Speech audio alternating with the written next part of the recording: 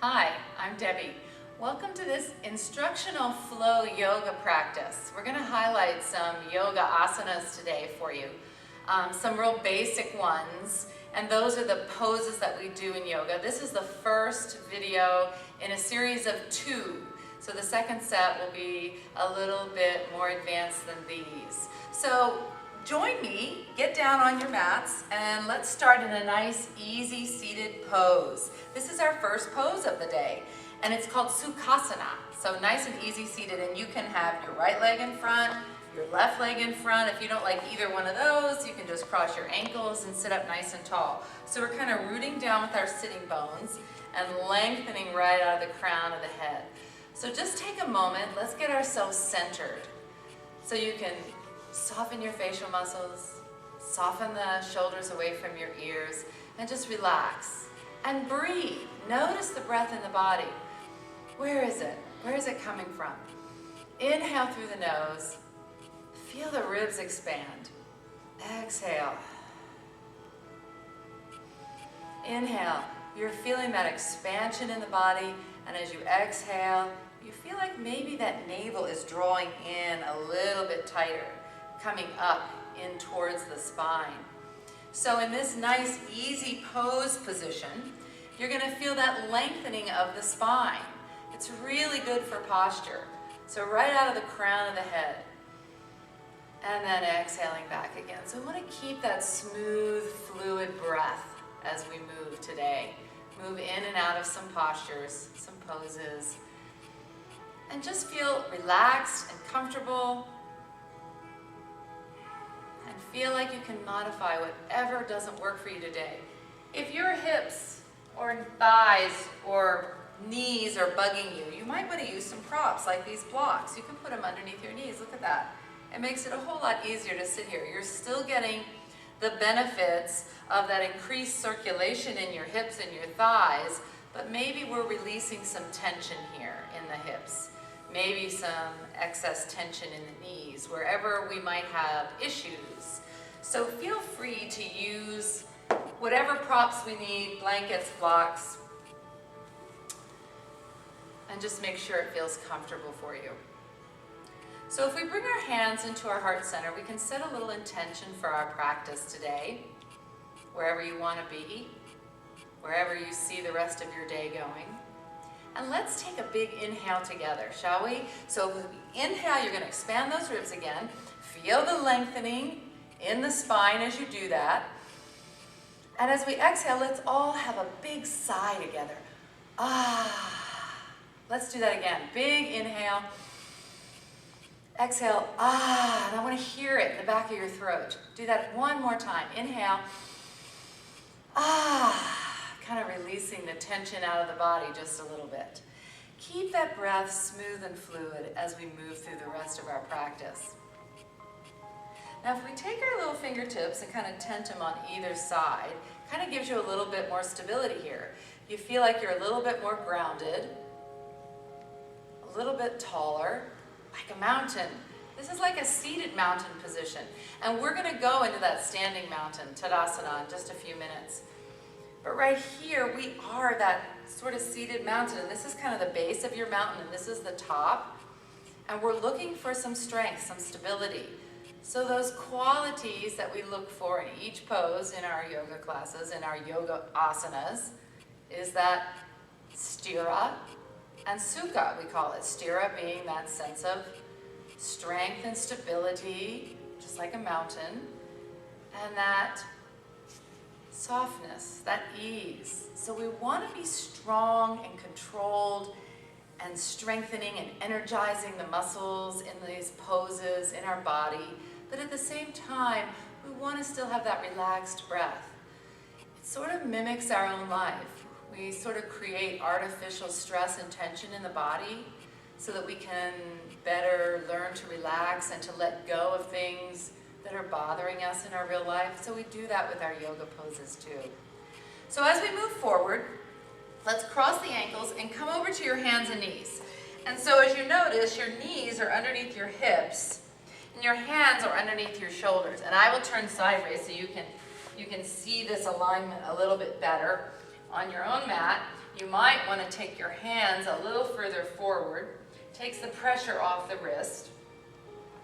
And as we extend the spine, you notice that you're pushing down with your rib cage, lifting your heart forward, lifting your tail back. And as we exhale, we're going to round the spine.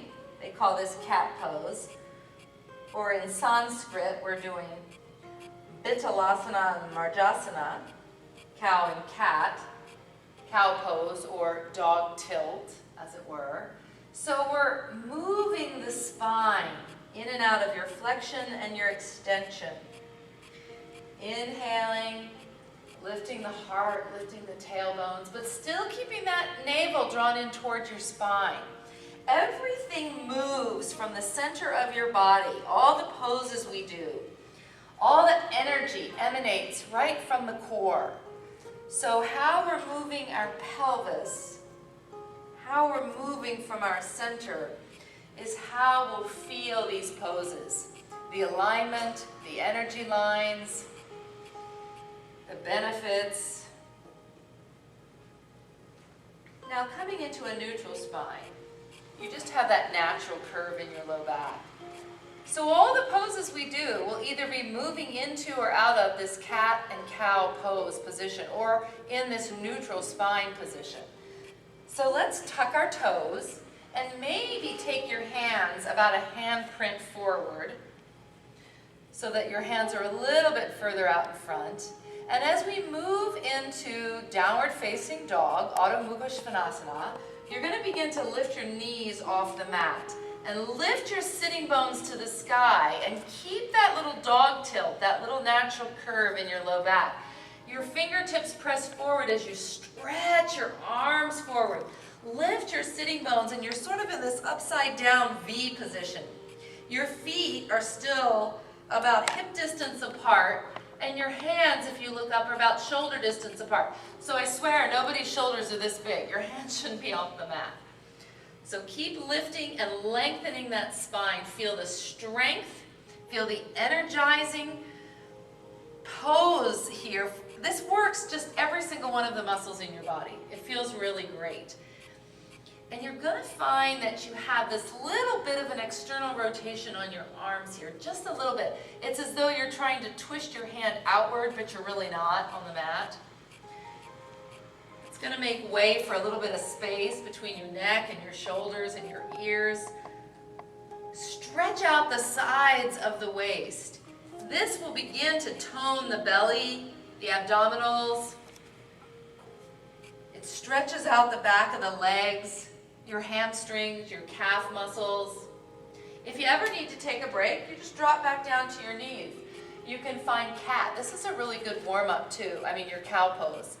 You can inhale here and then exhale back to downward facing dog. Feels wonderful. Try that again. Inhale. Extend the spine. Draw the navel in and then exhale. Lift the hips. Stretch a little bit deeper.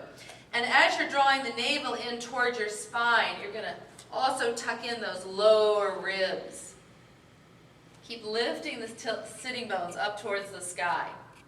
Now, any issues in the low back? You might want to take your legs a little bit further apart. Now we'll bring the feet together, big toes are touching, as we lift one leg to the sky, getting ready to step that right foot up by your right thumb into Virabhadrasana 1, Warrior 1. So we're going to draw the right knee in towards the nose, and then take your right foot and step up between your fingertips right up here. Now, before you come up, let's look back at your feet and turn your left foot out just a little bit so it's more on the left side of your body. Your heels classically are lined up on the same line. If that bothers your hips, you can always take your left foot over a little bit further. As we begin to make our way up, we're going to curl the belly in, pull it in, lift your body up, and very energetically bend deep into your right knee, right over your ankle, and then lift the fingertips up to the sky. Again, we've got a lot of strengthening in the arms and the back and the neck, and we're lifting and opening up the heart. Draw the shoulder blades back, really stretch the shoulders. lifting up, maybe open up the fingers just a little bit wider. It kind of activates the muscles in your arms. Inhale, maybe sink a little bit deeper. And of course, we can't totally square our hips to the front of the mat, but we can certainly move the rib cage and the shoulders so they're squared with the front edge of the mat. Now if we bend the elbows, draw your shoulder blades onto the back, we're still in that dog tilt. We still have that natural curve in the low back. We don't want to dump into the belly here and put too much pressure on the low back. If you feel some stress and tension back here, just draw the navel in a little bit tighter, in towards the spine. Now, take those arms and bring your knuckles into your low back as we begin to straighten the leg. We're going to move into Parsvottanasana, that pyramid pose. So we're still in the same shape. We're still with that left toes turned off at a little bit of an angle, and our right toes are facing straight ahead. Our shoulders and our ribs are still squared with the front edge of the mat. Now if you want, you can move that left foot and make it almost parallel with the front one. So it's like you're almost on these railroad tracks. It'll keep your hips a little bit better aligned, take any pressure off the low back here. Now in pyramid stretch, we're going to begin to lengthen the spine forward, keep that spinal alignment, maybe even grab your elbows. This is a pretty classic way to do this pose. And the crown of the head is going to reach forward, and you're pushing your right hip back a little bit, maybe bringing the left hip forward. We're really focused on keeping those hips as level as we can. Try not to hyperextend your knee, so we want to keep that little tiny micro bend in there. Continue to draw the shoulder blades onto the back, draw the navel in towards the spine, and begin to lengthen that spine a little bit more. This might be a good place to use some of those props, the blocks. You can bring them on either side. They can be up high. They can be a little bit lower. You can keep the arms in the low back or the knuckles if you need to continually draw your shoulder blades back. So you're really feeling that stretch in the hamstrings, the hip. All these poses are very energizing here because you're engaging the muscles in your legs and your hips and your spine. So keep breathing deep. Now, if you want to and you feel really flexible today for some reason, you might want to go a little bit deeper. You can bring your forehead down or your chest towards your thigh. If you have really tight hamstrings, you don't need to go into that perfect pose. There is no really perfect pose. The perfect pose is the one that fits you best. And you still get the benefits of the stretch and the strengthen and the energizing without having to go all the way down. So bring your fingertips down and pull your front foot back. Come back into your downward facing dog. Maybe pedal your heels for a moment. Lengthen a little bit deeper. Find that natural curve. If you feel like you're very rounded here, or your hamstrings are tight in down dog, just keep your knees bent and really tilt the sitting bones up. Draw the low ribs in, the belly in, the ears are on the inside of the biceps. And you'll notice your hands. If you look up, your forefinger is straight ahead to the top of the mat. Your thumbs are facing each other. And we're essentially pushing down with the base of the fingers where the knuckles are, not the heel of the hand, so right here. So really press, and you're going to feel it even more in the thumb and the forefingers. Now bring the big toes to touch, extend the left leg up to the sky, keep the hips squared, and draw the left knee in towards the nose, and step the left foot up. If your foot gets caught back here, which a lot of people do, just pick your foot up and move it up to the front of the mat. Here we go. We're going to drop the right heel down in line with the left heel. Make our way up to warrior one. So bend that left knee, sink down.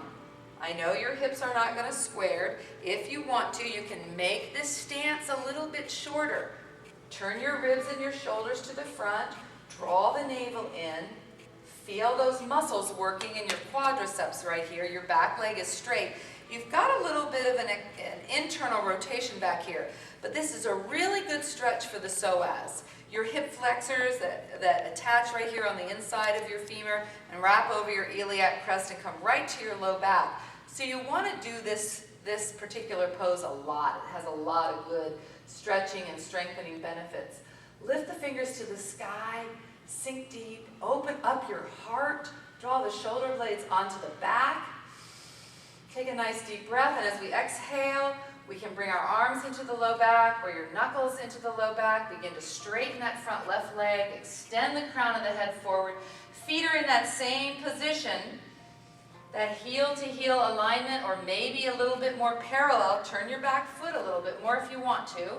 Crown of the head reaches forward. You can use your blocks, or you can feel really flexible today. Bring your head down closer to your shins. But we're trying to maintain that really long spine without rounding in the back and sort of bending it through from your waist. I want to try to keep those hips pushing back and that spine in that dog tilt as we lengthen forward. Come all the way back to your downward facing dog. Take a little breath right here. Maybe pedal your heels again. And that's called walking the dog, actually. And it feels really good because you can drop one heel and straighten the leg and then bend the other one. We're going to look up between our fingertips, and I'm just going to walk our feet right on up to the front of the mat. Uttanasana, standing forward bend. Now in your standing forward bend, I want you to keep your knees bent. This is a nice little inversion. Just hang your head upside down and release it.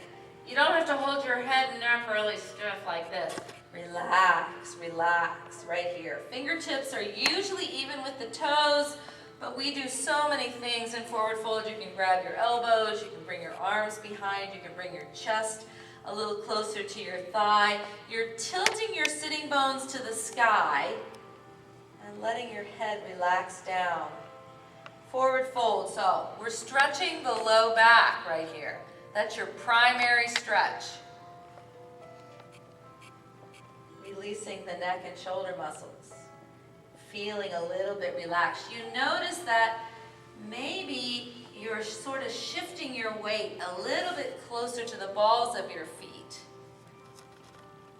Now, as we start to come up, we're going to come up into Ardha Uttanasana, half lift. And so many of us just rest here with your hands on your shins. Let's not. Let's take our hands to the side and extend so that you're in this nice L shape. So draw the shoulder blades onto the back again. The crown of the head reaches forward. Engage. I'm going to turn to the front so you can see what I'm doing. Engaging your core muscles again. Pushing the sitting bones back. As we exhale and bend the knee, we're going to find Utkatasana, powerful squat or chair pose. So you can lift your arms up, you can bend your elbows and draw your shoulder blades together, you can bring your hands to your heart, you can even have your hands on your thighs, wherever it feels comfortable. You want to zip up those really tight jeans again, right up the front, but keep that natural curve in the low back. You're really strengthening the quadriceps here. You're strengthening your back, your neck, this entire torso. It's a very, very strong, energizing pose. And reach up. And then push down with the feet as you lift all the way up. And exhale, bring the hands down. Tadasana, mountain pose. Here we are. We started in a seated mountain pose. Now we're in standing mountain pose. Big toes can touch, or your feet can be underneath your hips, wherever it feels most comfortable for you. And I would suggest keeping the knees soft, spread the toes out, so you really make that connection with the earth, really root down. And as you rise up, the crown of the head is reaching up really tall. It's as if you're trying to extend your neck. Roll your heart open so that you're opening your collarbone here, and the shoulder blades draw onto the back and down. And again, that belly draws in towards the spine, so keep that pulled in nice and tight. And breathe and relax the shoulders down and away. Check in with the body. This is a good place where we start classes sometimes, or check in with the body, or find the breath in the body. Notice your breath again. Were you breathing a little bit faster or harder? Come back and maybe even out the breath a little. Inhaling. Sometimes I count the seconds. 5, 4, 3. Take a pause at the top. Exhale again, relaxing. Now this time on the inhalation, we're going to lift the palms up to the sky. Look up at your fingers and thumbs. As you interlace your fingers and your thumb, except for your forefinger, we're going to lift all the way up. We're coming into Ardha Chandrasana 1, half moon 1. This is a nice, intense side stretch. So as we exhale, we'll begin to bend to the right, like you're a little crescent moon, or you're kind of, rounding over a barrel or something. And stretch open the left side body, the ribs. Feel the armpits kind of stretching. At the same time, you're going to root down with the mound of the left big toe. So here you are. It's like it's helping you keep your balance. As we inhale and come back to the center, we will exhale to the opposite side again. Press down with the mound of the right big toe. Stretch your fingers, open up. Maybe retract that upper shoulder back so you can look up in front of your elbow, so that we're not getting this kind of thing where you're rounding forward or arching back. Try to just stay right to your side. As you come back up, if you have issues with your shoulders, you can modify these poses. You can bring your hands behind your head and just dip your elbows to one side. You get the same stretch in the side of the waist. It's a real lengthening right here. At the same time, you're drawing the navel again into the spine. You're feeling all four edges of your feet pressed evenly into the mat. And then exhale, bring your hands into your heart. Anjali Mudra. We're coming into a balance pose, Vrikshasana, tree pose. So let's start by rooting down with your right foot. So all the toes are going to press nice and grip that mat. On an inhale, we'll lift the left knee up. And if we have difficulty balancing, we all do at one time or the other, you kind of wobble around, you laugh, you put your foot down, and you bring it back up, and you try it again, no problem. We're going to open this hip out to the side. So, yep, we're opening the hip. Our feet have come from this parallel position to opening it up and balancing on one foot. Whether your foot is in your calf, or maybe even down here on the floor, until we feel a little bit more comfortable in that balance, it doesn't matter. You can draw that foot up closer to the groin area by pressing the sole of the left foot into the right thigh. But we're really focused on keeping those hips level. And since we don't all have a mirror here, we can't always tell how level our hips are. So just feel for it. If you want to make this a little bit more intense, maybe you want to lift your arms up. Maybe your tree limbs are going to wave in the breeze. Maybe you're going to look up. Or better yet, close your eyes. I'm not going to close my eyes. Try. And wobbling around is supposed to be good for you. It's supposed to increase your brain connections, I've been told.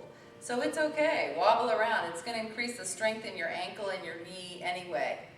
And then slowly exhale, release, and very gently release the left toes down. We're going to go to the opposite side. We want to make sure that we're even with everything we do. So let's come up with the knee, open it out to the side. This time I'll just keep it right here on my calf. I have a little knee issue here. A lot of people do. So you don't have to draw it all the way up high. So just find that place where you can open your hip. You're using your glutes here. So you're kind of squeezing back, kind of pressing down with your baby toe, either into your thigh or into your calf. I've also been told this is really good for sciatica issues. So a physical therapist told me that this is great to increase that strength. You know, that sciatica nerve that runs down the back of your leg, and sometimes there's a little pain. You don't want to overstretch it, but this is supposed to be a really good pose for that issue. So stay strong, stay tall. Use your drishti, or your focal point, to focus on something that's not moving. So we mind the breath, and we look at something that's not moving, and we're calm and steady even when our whole world is, right? And exhale, release the feet all the way down. As we inhale, lift the fingers up to the sky. Take a little tiny back bend like you're stretching stretching your belly. Exhale, draw forward into that fold, right on down through the center line of the body, back into your forward fold. We're going to step all the way back to your downward facing dog. Take a nice little breath right here. As we move into the next set of poses, I will mirror you. So use your right leg to lift all the way up to the sky. I'm using my left, but I'm going to mirror you. So take your right foot this time and step up between your fingertips. This time you're going to spin your left foot completely open. So your left toes are facing the front, your right toes are towards the side. So you've lined your heel up with the arch. Right heel, left arch. And you'll notice that again, you can use some strength and energy as you roll up or head it up into Virabhadrasana 2, Warrior 2. And we're going to bend that knee directly over the ankle. Keep that left foot rooted down. If you feel like you need to move your feet closer together or further apart, try moving your back foot back just a little bit. Now, first let's inhale and reach the fingertips up. And then exhale, draw them down. Relax the shoulders, draw the shoulder blades towards each other, looking out over the right fingertips. That knee is lined up right down the center of your middle toe. It's right over your ankle. Take a break for a moment, straighten the legs, lift the fingertips to the sky. Let's feel a little bit more energy here. Really energizing those hips, those legs, those feet. Draw. You're on that lat machine at the gym, and you're going to draw the shoulder blades down and then extend and look out through your fingertips into that Warrior 2. It's as though you're drawing your heels together on the mat, so it feels like you're squeezing, and you're really going to fire up, ignite those inner thighs. Now, if you have issues in your hip and it feels very uncomfortable, like you've got bone on bone and you need to move forward a little bit more, now they're saying that's okay. So find that place that feels okay for you. Reach back up again. And then exhale, draw down. There's lots of energy going on in this particular pose. Looking out over your right fingertips again, sink a little bit deeper, squeeze those inner thighs. Now as we come back up, reach your fingertips up. This time we're going to come into Trikonasana triangle pose. So reach the right arm way up and push your left hip out to the side. So as we move into triangle, you're going to hinge right here at your hip crease. Try not to hyperextend your front knee. And then reach, reach, reach with your under ribs, your right under ribs out to the right side. So we're going to lengthen both sides of the waist, maybe open the palms up, maybe bring your hand to your shin. This is a great place to use your block. Those props are well worth it. So extend out of the crown of your head as it reaches forward. It's as though you're flat up against the wall. Open the heart up towards the sky. This is a lifting motion. It's an energizing. There's 5 lines of energy here in the body, and they're reaching out of your fingertips and out of your toes and out of the crown of your head and your tailbone, and you're really feeling very strong, energetic. Breathe. Lengthen both sides of the waist. Those feet are still heel to arch. Now, as we bend that knee, we're going to come right back up to your Warrior 2. Using that as a little bit of a transition pose as well. Next time, we're going to move into our side angle pose, Parsvakonasana. So maybe bring that forearm down onto your thigh, reach the left arm up, or maybe over your ear, roll your heart open. Your feet haven't moved, they're in the same position. This is also good for your digestive system. All these where you're hinging and squeezing forward, roll your heart open, reach, reach, feel those lines of energy. You're really rooting down with the edge of your left foot and reaching out with your right fingertips here. Is the breath still smooth and steady in the body? Do we still have that natural curve in the low back? The shoulder blades drawing onto the back? Toning the legs, toning the hips, the feet, and then floating back up to your warrior two once again. Now, as we come up, we're just going to pivot the right foot to the front. Turn your toes in slightly. As we come into Prasarita Padottanasana, your wide leg forward fold, the toes are turned in just a tad. And we're going to hinge at those hip creases again. So keep the natural curve in the low back. Try not to round your spine. Push your sitting bones back. Lift them up high. Draw the navel in towards the spine. And as you bring your fingertips down, you can walk them way out in front. It's like doing downward facing dog with wide legs. Ears on the inside of the biceps. You're getting a really nice stretch here. Hamstring stretch. Hip stretch. Spine stretch. Feet are rooted down into the earth. Maybe you want to bring your fingertips in line with your toes underneath your shoulders. That's okay too. Maybe tilt your sitting bones up a little higher. If you bend your knees and tilt your sitting bones higher, you're really going to get a great stretch back there on your hamstrings. Take a couple of nice breaths right here. And then we're just going to go right to the other side. So we're going to walk your fingertips over toward your left toe and pivot right here.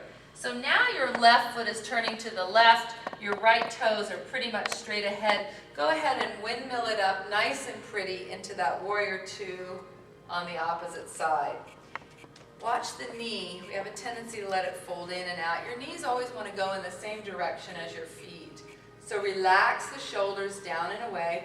Maybe flip the palms up. That'll help you relax. Sink a little bit deeper. Feel that toning. Feel that work in your quadriceps and your hips and your feet. Your shoulders are relaxed. As you lift your fingertips back up, straighten the legs, reach all the way up. We're going to come back into your triangle, Trikonasana. So this time we're going to push the right hip out and reach your left arm up. And then reach the left arm way out to the side. Are you feeling that stretch on the inside of your left thigh? Coming into that triangle pose. And again, we're looking for those long lines. It's as though you're up against the wall here. Maybe bring your arm back and draw your shoulder back so you can look up, or take your fingertips up. You can even extend triangle and bring it over your ear. Wah! That'll work your oblique a little bit.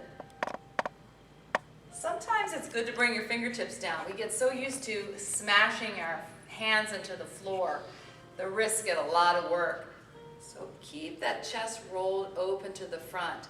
And you still have that little bit of curve in your low back. You're still drawing the navel in towards the spine. Now bend that front knee. Let's find that warrior two once again. Shoulders are always balanced over the hips. The feet are always into the mat. If you lift the arches of your feet just a little bit, it'll really help squeeze and stabilize those hips and keep everything aligned very nice, and add a little bit more energizing muscle tension right there in your hips. Now, as we come into that side angle pose, again, you can bring your forearm down and up. You can also extend this one. You can make this one a little bit more intense. You can bring your fingertips down. You can bring your hand behind. You can bind it if you have a binding practice. What we're looking for, of course, is to keep the chest open to the front. Draw the shoulder back, look up. If you look in the direction where we're going, then your chest will stay open. If you're down here like this looking down, sometimes we get this rounded look here. So let's try to stay lifted here, or the arm over the head. Keep the chest open. Keep the feet in the same position. It's that heel to arch. Take a breath. Crown of the head is reaching out toward the left. This time, we're just going to turn all the way over. Looks like a little raised runner's lunge. So pivot on your back toe. Come back into your downward facing dog. Plant your fingers. Feels like they're pushing forward. That feels good now. Stretch the back of your legs.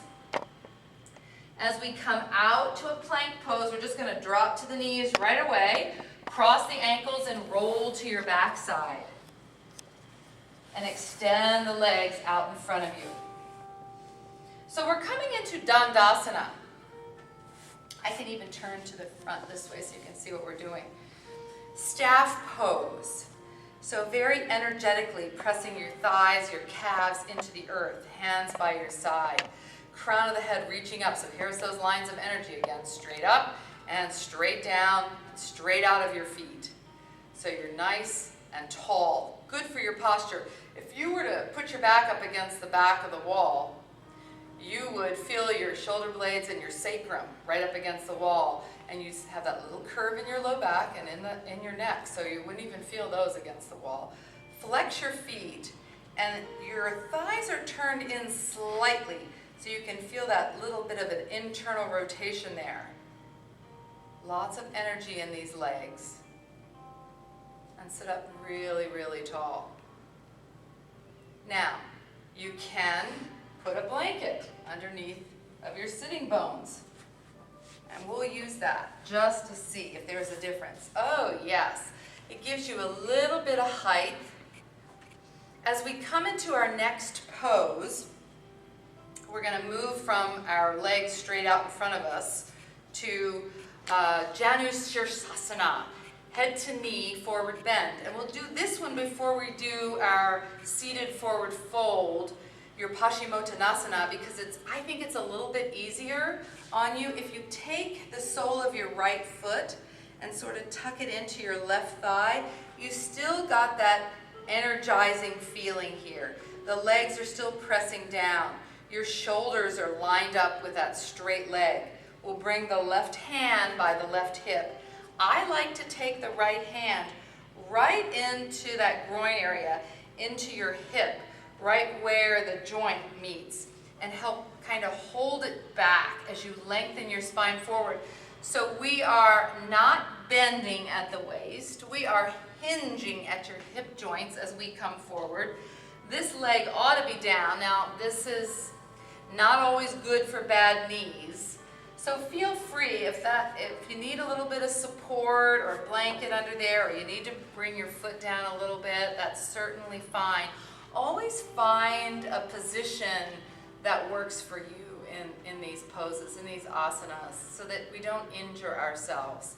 It's not worth, cranking it out, trying to get into the perfect classic pose.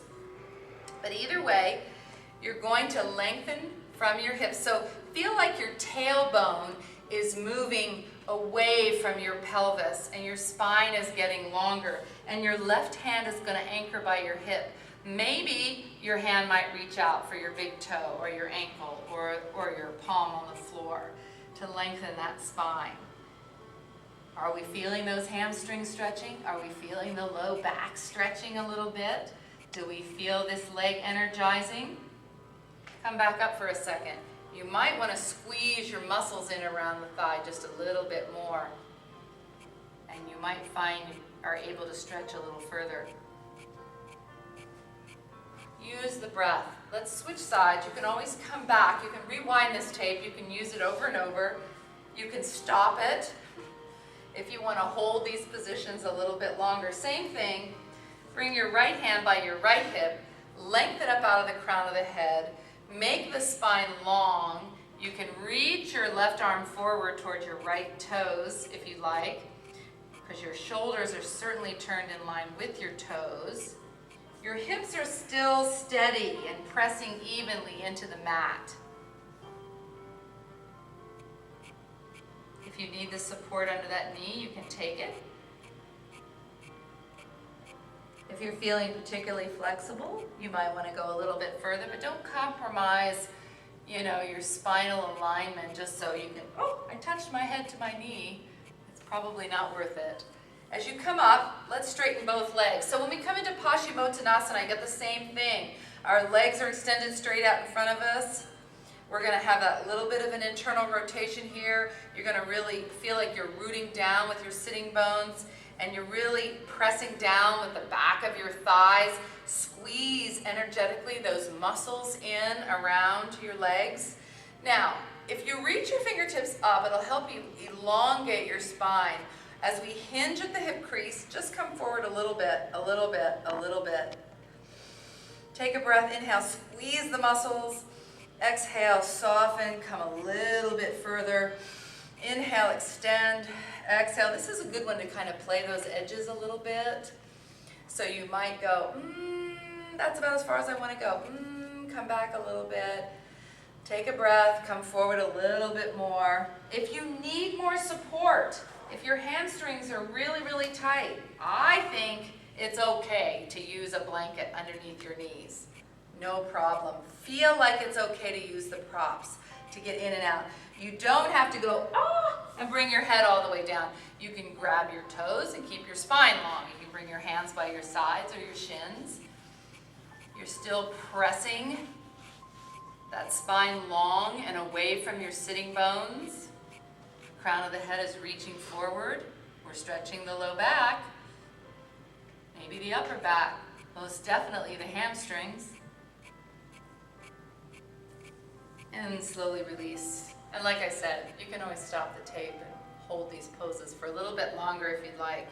The final pose of the day, Shavasana, and we use that sort of interchangeably with corpse pose.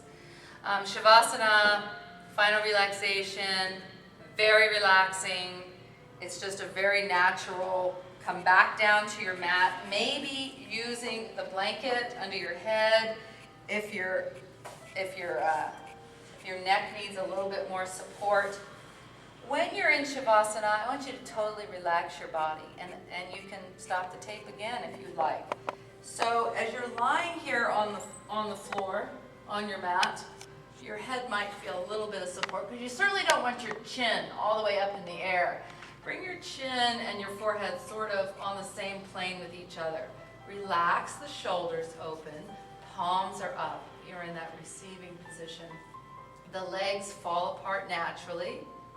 Toes can turn out wherever it feels comfortable. If you want more support underneath your knees or low back, there are so many different ways that you can take Shavasana. But this is your classical corpse pose. And you want to begin to totally relax the body. Allow the stress and the tension to leave your body as you exhale. So we're inhaling again. You might notice the ribs a little bit more pressing into the sides, the back, as you breathe. Exhaling. Let your body sink. Soften the facial muscles. Let your eyes kind of sink into the back of your head. They can close. You can breathe. You can feel totally at ease here. Notice all the points of the body that are connected with the mat. Stay focused on the breath.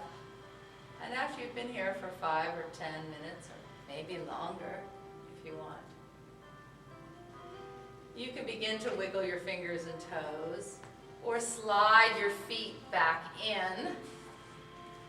Draw your knees into your chest, whether you take a little rock or roll side to side or circle your knees is up to you. And then roll over to your right side and make your way back up to that very comfortable cross-legged position, or Sukhasana, easy seated, where we started about 45 minutes ago. So we'll find the breath in the body once again. Keep all the facial muscles in the jaw and the shoulders all relaxed. Maybe drop the right ear to the shoulder. and the chin to the chest. And then to the opposite side. Everything smooth and fluid with the breath and the body. Draw your shoulders back one time. Sweep the fingertips back to the sky and bring your hands into your heart center. So you're back in that Anjali Mudra. Thumbs touch the heart. It's a very loving kind of gesture here. Take another breath in. Feel the lungs expand top to bottom. The belly draws in. We exhale very, very slowly, allowing that breath to bring some balance back into our bodies and minds again. Inhaling again. Did we set a good intention for the class? Positive energy through the body for the rest of the day. Exhale out any residual stress, tension in the body, negativity. Just let it all go. And just be grateful to yourself. You actually did it. You made it all the way through this first videotape. Have a great day. Namaste. Thank you, yogis.